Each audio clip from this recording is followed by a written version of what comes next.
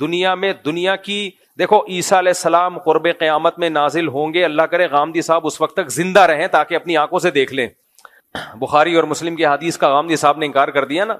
اتنی واضح حدیث ہے کہ لَيُوشِكَنَّ أَن يَنزِلَ فِيكُمُ ابْنُ مَرْيَم، ضرور بھی ضرور تم پر عیسیٰ ابن مریم نازل ہوں گے. تو جناب غامدی صاحب اگر یہ مطلب حدیث، یہی حدیث تو ہے بخاری مسلم کی اور بھی حدیث کی کتابوں میں آئی ہے، اگر نبی پر کسی نے یہ ان حدیثوں میں جھوٹ باندھا ہے معاذ اللہ، تو اس کا مطلب یہ امت بہت بڑی کذاب تھی، کیونکہ اس حدیث کو ایک راوی نے بیان نہیں کیا، متعدد راوی ہیں، وہ سارے جھوٹے تھے معاذ اللہ. پھر تو امت پہ اعتماد ختم. پھر تو کیا بھروسہ یہ کتاب جو ہمیں قرآن ملی ہے امت نے اس میں تحریف نہ کر دی ہو.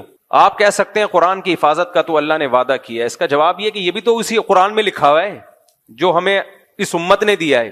عقلی طور پر امکان ہے خود ہی لکھ کے ہمیں دے دیا ہو، لیکن ہم کہتے ہیں یہ نہیں ہو سکتا، کیونکہ تواتر کے ساتھ جب کوئی چیز چلی آ رہی ہوتی ہے اس میں غلطی کا امکان نہیں ہوتا.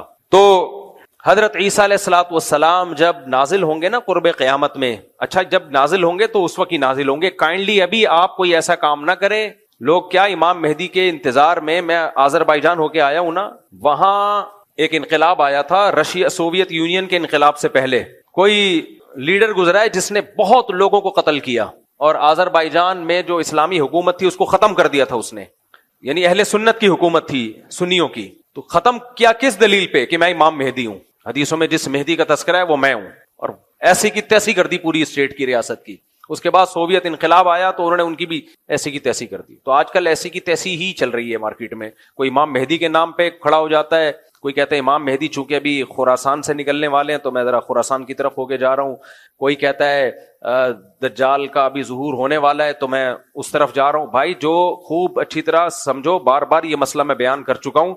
دیکھو ڈاکٹر اسرار رحمت اللہ علیہ کی جو پیش گوئیاں ہیں، کل کسی نے مجھے بھیجا کہ ڈاکٹر اسرار نے تو پہلے کہا تھا افغانستان پاکستان پہ حملہ کرے گا، مجھے ویڈیو بنا کے بھیجی. میں نے کہا وہ ہمارے لیے قابل احترام ہے، لیکن ڈاکٹر اسرار نے حامد کرزئی کے بارے میں کہا تھا. آگے پورے کلپ میں حامد کرزئی کا نام بھی ہے، وہ کسی نے کٹ کر کے آدھا چلا دیا. میں نے کہا دیکھو ڈاکٹر اسرار بھی نہ عالم الغیب تھے، انہوں نے کہا شاہ ولی اللہ نے بھی کہا تھا. میں نے کہا نہ شاہ ولی اللہ عالم الغیب تھے. یہ پیش گوئیاں ایک اندازہ ہوتی ہیں، صحیح بھی ہو سکتی ہیں غلط بھی ہو سکتی ہیں. ان پر ایسے ایمان مت لے کے آؤ جیسے ہم قرآن و سنت پہ ایمان لاتے ہیں. میں بھی ایک اندازے سے بات کر سکتا ہوں کہ یہ ہو جائے گا یہ ہو جائے گا، لیکن وہ نہیں ہوتا. بعض دفعہ ہو بھی جاتا ہے، بعض دفعہ نہیں بھی ہوتا.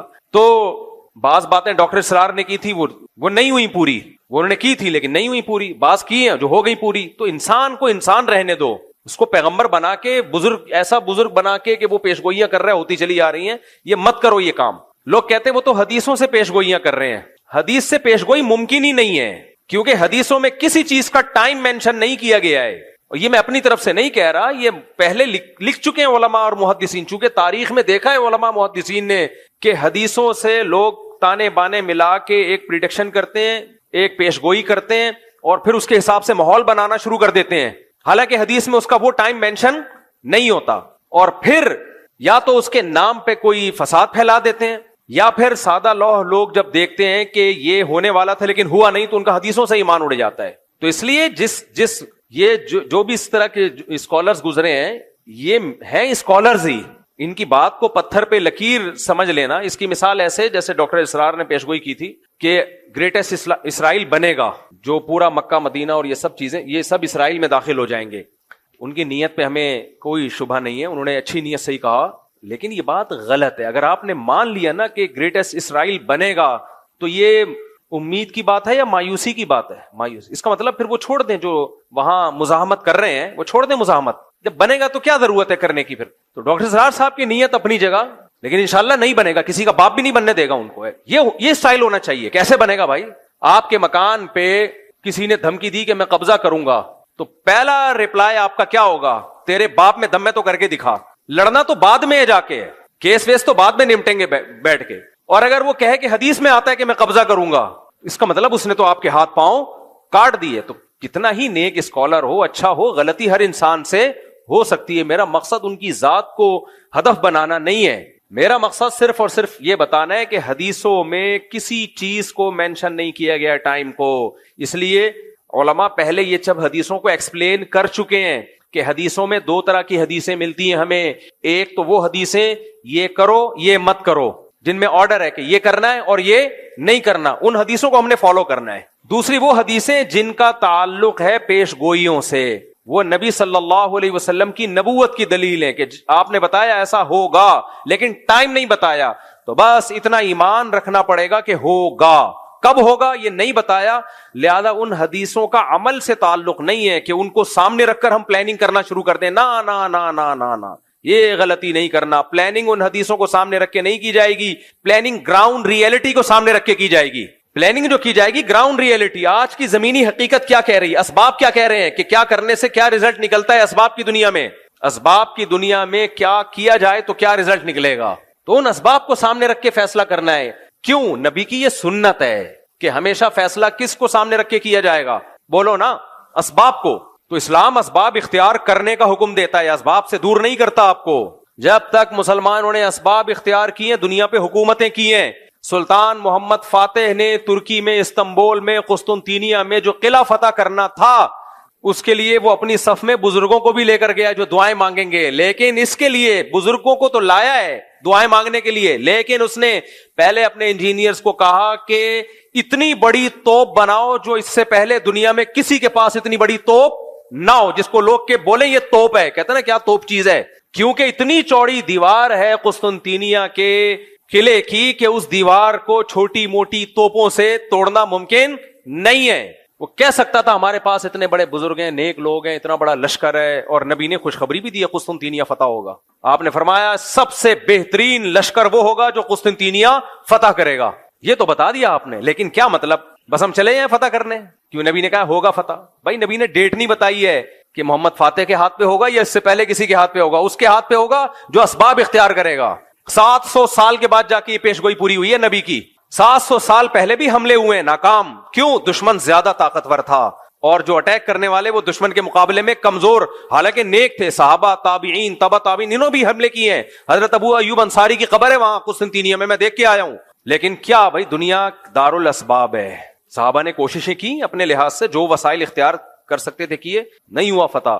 سلطان محمد فاتح نے کہا کیوں نہیں ہو رہا، اس قلعے کی ایسی کی، اتنی چوڑی دیواریں ہیں نا اس قلعے کی، اس دیوار کی جو استنبول کے گرد انہوں نے کھینچی تھی رومیوں نے، یا تو یہ عیسائیوں نے تھی یا عیسائیوں سے پہلے حکومت تھی فارس کی، ایرانیوں کی، جو مجوسی تھے، آگ پرست تھے. اب اس میں دونوں قول ملتے ہیں ہمیں، مجھے پوری تحقیق نہیں ہے کہ یا تو یہ مجوسیوں نے بنائی تھی پہلے آگ پرست. دو ہی بڑی سپر پاور گزری ہے نا بھائی، ایک ایرانیوں کی گزری ہے اور ایک مسیحی. اس سے پہلے تو یہودیوں کی تھی.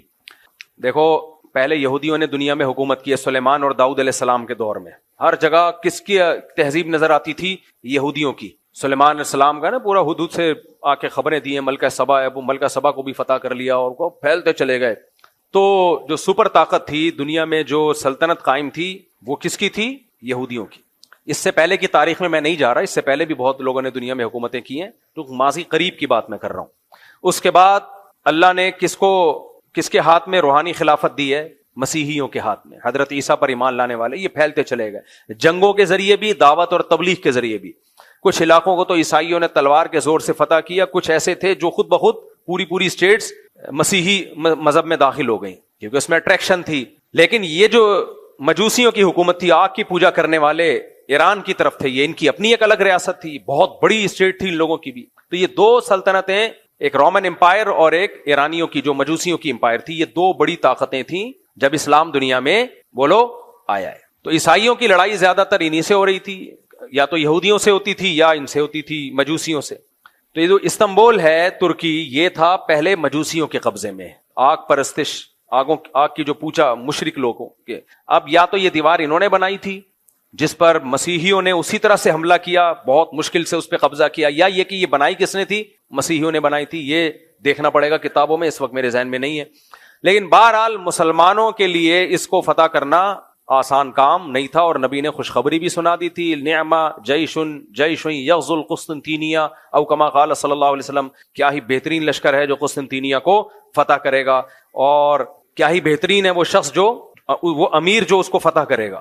700 سال کوششیں ہوئی ہیں اس کو فتح کرنے کی، نہیں ہو پا رہا تھا. کیوں؟ اس لیول کے اسباب نہیں تھے جو انہوں نے اپنے ڈیفنس کے لیے رکھے ہوئے تھے. حالانکہ اٹیک کرنے والے، حملہ کرنے والے میرے اور آپ جیسے نہیں تھے، بڑے اللہ والے، بڑے نیک لوگ تھے، بڑے بزرگ لوگ تھے وہ. لیکن نہیں بھائی، دنیا دار الاسباب ہے. انہوں نے ڈیفنس کا سسٹم اتنا مضبوط کیا ہوا تھا، جس کی دیواریں اتنی چوڑی کہ اس پہ گدا گاڑیاں چل سکیں، بیل گاڑیاں چل سکیں، اتنی چوڑی دیواریں. ان دیواروں پہ آپ اس زمانے کے گولے مارو گے تو کیا ہوا، ایسا لگتا تھا جیسے کسی نے خارش کی ہے، کھجایا ہے تھوڑا سا دیوار کو. اس کو کیسے فتح کریں؟ پھر 2 سمندروں کے بیچ میں ایک نہر ہے جو یورپ کے ترکی کو اور ایشیا کے ترکی کو الگ کرتا ہے، تو اس سمندر کو بھی کراس کرنا تھا، وہ بھی ممکن نہیں تھا. اور اس سمندر تک کشتیاں پہنچانا ممکن نہیں تھا، اس پانی تک کشتیاں پہنچانا ممکن نہیں تھا. کشتیاں سمندر کے راستے سے لے کر آئیں تو دشمن کا قبضہ تھا اس پہ، اور کشتیوں کو بائی روڈ لے جانا، اتنی بڑی تعداد میں سمندری جہاز جیسی کشتیوں کو بائی روڈ لے جانا ممکن نہیں تھا.